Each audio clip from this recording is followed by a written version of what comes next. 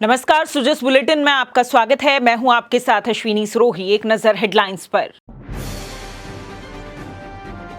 आरएसजीएल ने कोटा में 25,000 से ज्यादा नागरिकों को जोड़ा ग्रीन एनर्जी क्लीन एनर्जी सुविधा से। 5,000 से ज्यादा परिवारों को मिली डीपीएनजी सुविधा। बकायेदारों को राहत देने के लिए एमनेस्टी स्कीम के तहत छूट देगा जलदाय विभाग। जल प्रभार शुल्क की बकाया राशि पर ब्याज और पेनल्टी में मिलेगी 100% छूट।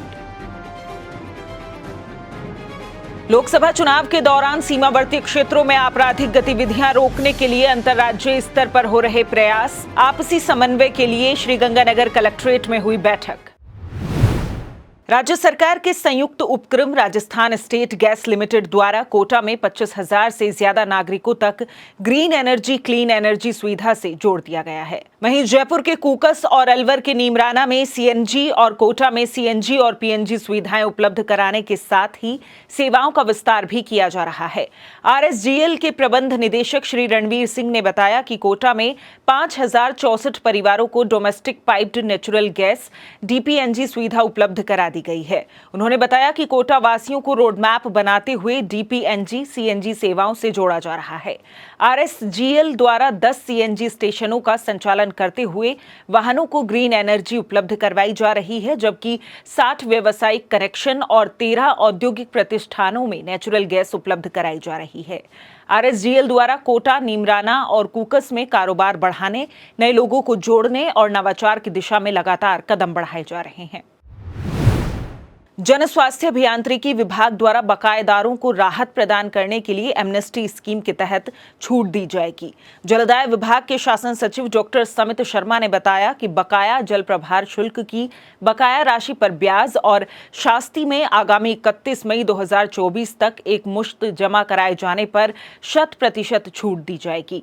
उन्होंने बताया कि कई वर्षों से पानी का बिल जमा नहीं कराने वाले उपभोक्ताओं को इस योजना से आर्थिक संबल मिलेगा। ब्याज और शास्ति में ये छूट सभी श्रेणी के पेयजल उपभोक्ताओं के 31 मार्च 2023 तक के बकाया जल प्रभार शुल्क के पेटे बकाया राशि पर ब्याज और शास्ति पर ही लागू होगा।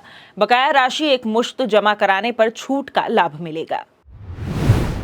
राज्य सरकार ने जयपुर के जेके लोन अस्पताल में प्लाज्मा चोरी प्रकरण में ब्लड बैंक के इंचार्ज डॉक्टर सत्येंद्र चौधरी को तत्काल प्रभाव से एपीओ कर दिया है।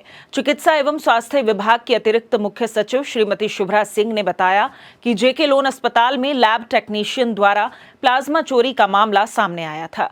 राज्य सरकार ने प्रकरण को गंभीरता से लेते हुए लैब टेक्नीशियन किशन सहाय कटारिया को निलंबित कर दिया था और एफआईआर दर्ज करवाई गई थी। उन्होंने बताया कि मामले की जांच के लिए गठित कमेटी की रिपोर्ट में बताया गया कि ब्लड बैंक के सीसीटीवी कैमरों की रिकॉर्डिंग नहीं पाई गई। 7 कैमरों में से प्लाज्मा स्टोर रूम में लगे एक कैमरे के तार कटे हुए थे और अन्य उपकरणों से छेड़छाड़ होना पाया गया। इस संबंध में अस्पताल प्रशासन को सूचना नहीं दी गई।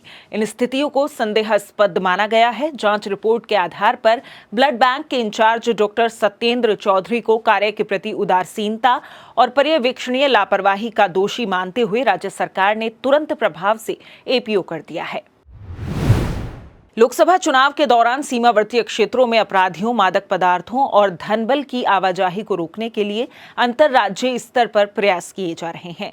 इस संबंध में समन्वय के लिए शुक्रवार को श्रीगंगानगर कलेक्ट्रेट सभागार में श्रीगंगानगर, फाजिल्का और हनुमानगढ़ जिलों की संयुक्त बैठक हुई।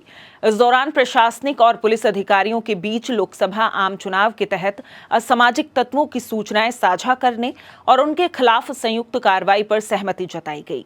बैठक में श्रीगंगानगर जिला कलेक्टर श्री लोक बंधु ने कहा कि असामाजिक तत्वों के अंतरराज्यीय प्रवाह को रोकने के लिए पंजाब और राजस्थान की सीमा पर नाकाबंदी जारी है। सीमा पर चौकियां सक्रिय हैं और पुलिस और एफएसटी, एसएसटी टीम भी नियमित रूप से निगरानी कर रही हैं। इसके अलावा असामाजिक तत्वों, शराब और अन्य नशीले पदार्थों की एक राज्य से दूसरे राज्य में आवाजाही पर भी सख्ती से कार्रवाई की जा रही है। उन्होंने बताया कि एसएसटी, एफएसटी की ओर से चुनाव में 38 करोड़ और स्टेट जीएसटी द्वारा 8 करोड़ रुपए से ज्यादा की सीजर कार्रवाई की गई है। सुजस बुलेटिन में फिलहाल इतना ही। फिर होगी आपसे मुलाकात, तब तक के लिए नमस्कार।